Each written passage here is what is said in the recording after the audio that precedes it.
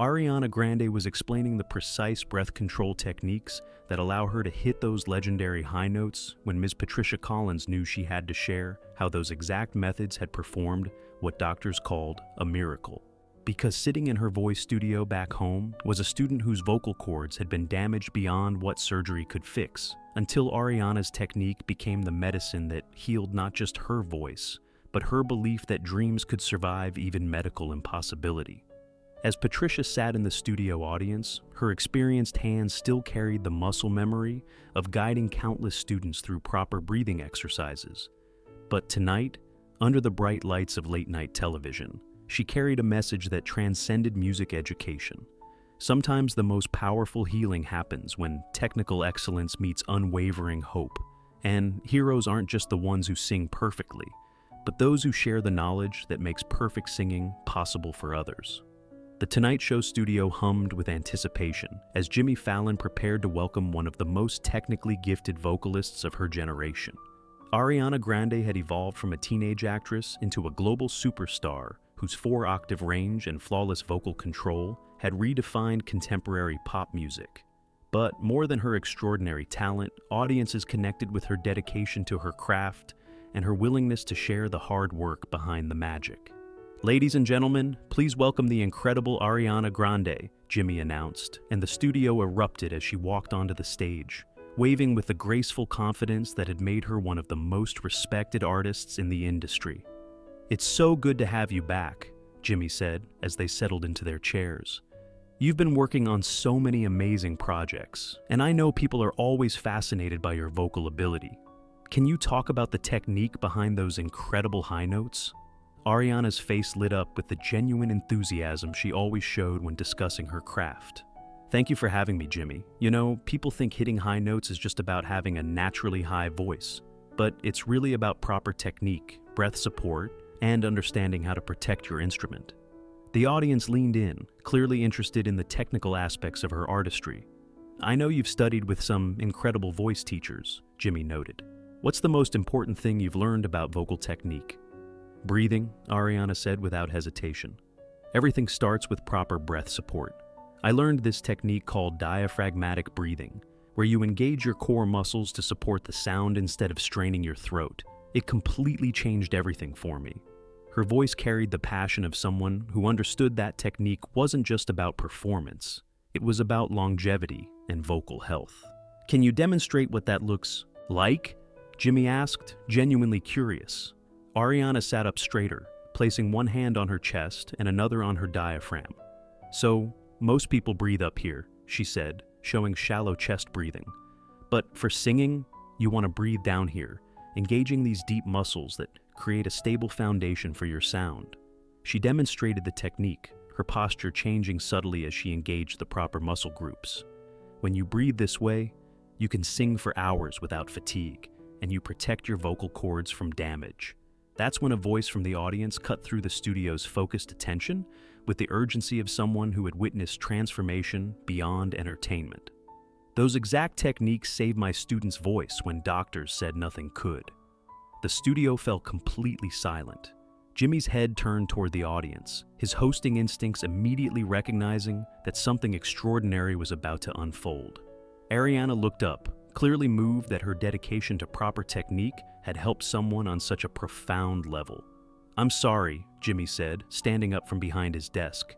"Did someone want to share something?" Ms. Patricia Collins rose from her seat in the 8th row, her hands clutching a small medical report that represented months of uncertainty and one student's incredible recovery. At 48, she looked every inch the dedicated voice teacher she was, posture that spoke of years spent demonstrating proper breathing technique, observant eyes that could spot vocal tension from across a room, and the calm authority of someone who had guided hundreds of students through the complexities of vocal development. She wore a simple blouse and cardigan, and when she spoke, her voice carried the clear articulation of someone who understood that every sound matters. "I'm Ms. Patricia Collins," she said, her voice growing stronger with each word. "I've been teaching voice for 20 years at the Manhattan School of Music, and I wanted to tell you about Sophia Martinez." The studio audience was completely still, understanding they were about to witness something authentic and medically significant. Jimmy walked to the edge of the stage, closer to Patricia. "Tell us about Sophia." "Sophia came to me 3 years ago as a 13-year-old with one of the most naturally beautiful voices I'd ever heard," Patricia began, holding up the medical report so the cameras could see official letterhead from Mount Sinai Hospital. "Incredible range, natural vibrato, perfect pitch. But like many young singers, she was singing with pure instinct, no technical foundation." Ariana was listening with complete attention, her usual performer composure replaced by the focused concern of someone who understood the fragility of the vocal instrument. "For 2 years, I tried to teach her proper technique, but Sophia was impatient. She wanted to sing like her favorite artists immediately. She was pushing her voice, straining for high notes, singing with throat tension instead of breath support." She paused, collecting herself. "Last year, Sophia developed vocal nodules, growths on her vocal cords from improper technique. The ENT specialist told us that at 16, she had done damage that typically took adult performers decades to develop." Jimmy and the audience were completely absorbed, understanding they were witnessing a medical and artistic crisis. "What did the doctors say?" Jimmy asked, his voice softer now. "Surgery," Patricia said, her voice carrying the weight of that devastating word. "They wanted to remove the nodules surgically, but there was no guarantee her voice would ever be the same. And even if the surgery worked, they said she'd need to stop singing for 6 months, maybe longer." Ariana's hand went to her throat instinctively, clearly understanding the nightmare scenario for any singer. Sophia was crushed. She thought her dreams were over. For weeks she couldn't even speak without pain, let alone sing. I watched this incredibly talented, passionate young woman lose hope entirely. The audience began to stir with emotion, recognizing the heartbreak of a derailed dream. "What changed?" Jimmy asked, sensing they were approaching the turning point. "You," Patricia said, looking directly at Ariana. "About 8 months ago, I was researching vocal rehabilitation techniques when I came across an interview you did with a voice specialist. You were explaining the specific diaphragmatic breathing methods you use, the way you engage your core muscles to support high notes without strain." Ariana was clearly moved, understanding that her technical discussions had reached someone who needed them desperately. "I realized that everything you were describing was exactly what Sophia needed to learn, not just to sing better, but to heal her voice without surgery." The studio was hanging on every word, understanding they were witnessing the intersection of medical treatment and musical technique. "I showed Sophia the interview, and for the first time in weeks, I saw hope in her eyes." She said, "If Ariana can sing those notes safely, maybe there's another way." Jimmy leaned forward. "What happened next?" "We completely rebuilt Sophia's technique from the ground up, using the exact methods Ariana described: the diaphragmatic breathing, the core engagement, the way you position your soft palate for high notes without tension." She looked back at Ariana. "We practiced the breathing exercises you demonstrated in that interview every single day. Sophia learned to feel the difference between supported sound and strained sound." Ariana stood up from her chair, visibly emotional. "How is Sophia now?" "The nodules are completely gone," Patricia announced, and the studio exploded in celebration. Her ENT specialist called it remarkable. 6 months of proper technique, and her vocal cords healed themselves. No surgery, no permanent damage. The applause was thunderous, but Ariana was already walking toward Patricia, leaving her position as guest to become simply a person moved by the power of shared knowledge and healing. "Patricia," Ariana said, her voice thick with emotion. "Where is Sophia now?" "Full scholarship to Berklee College of Music," Patricia said, beaming with pride. "She's studying vocal performance and wants to become a voice teacher herself to help other young singers avoid the mistakes she made." The studio erupted again, but Ariana wasn't finished. She took Patricia's hands in hers. "You saved Sophia's voice," Ariana said. "I might have shared some techniques, but you were the one who was there every day, who guided her through the healing process, who believed her voice could recover."